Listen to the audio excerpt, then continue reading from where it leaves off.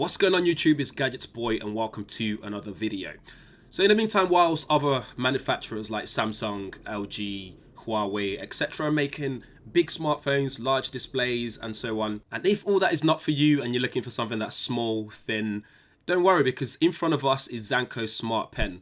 It's deemed the world's thinnest smartphone and it's available on Kickstarter right now, so you can get involved if you like to. Links in the description area. So what does he offer? In this packaging you get your USB charger, you get a lanyard to hook it up because it's quite small and thin. In fact, it's nearly the same size as two chopsticks put together next to it, as you can see here, and it doubles up as many things.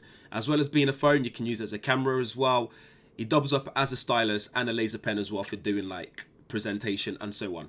It's got Bluetooth, like I mentioned already. It's also a stylus pen, which means you can use it with your tablet device when you don't want to use it as a phone. Actually, it's pretty quite cool. However, when I put it on my Instagram stories, a lot of people were confused as to what it is. But once you start playing with it and explain to people what it is, everyone just kind of gets on board with the form factor, if you put it that way. So the key features are you get a 0.96-inch color screen, battery life of up to 6 hours, 3.0 Bluetooth or Bluetooth 3.0, dual camera, SD slot, FM radio, video recorder, voice changer, which is again something out of maybe James Bond kind of thing, MP3 compatible and MP4 as well, remote capture, stylus pen like I mentioned already, and laser pen as well, which is pretty cool. It takes a nano SIM card, so if you got one already, you can always pop it in there and you're good to go. It uses a micro USB port, so you won't be able to use your USB-C if you got one already. It's got two microphones as well, which is pretty cool. It kind of reminds me, the keyboard star kind of reminds me of the old Nokia phones, so you have to like kind of tap it many times to get the letters and so on. But in terms of dialing the numbers, it's pretty straightforward and quick.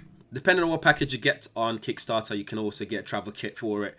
You can get a pair of Bluetooth headphones to go with it as well, and a leather case. The main thing for me though is this device could be that thing that I carry around with me when I kind of want to get away from a smartphone, where I'm being distracted by Instagram, just social media in general, and emails and so on. So I can just use this for basic things like making phone calls, messages, and if I happen to have my iPad with me, I can use this to work my iPad as well if I want to do that.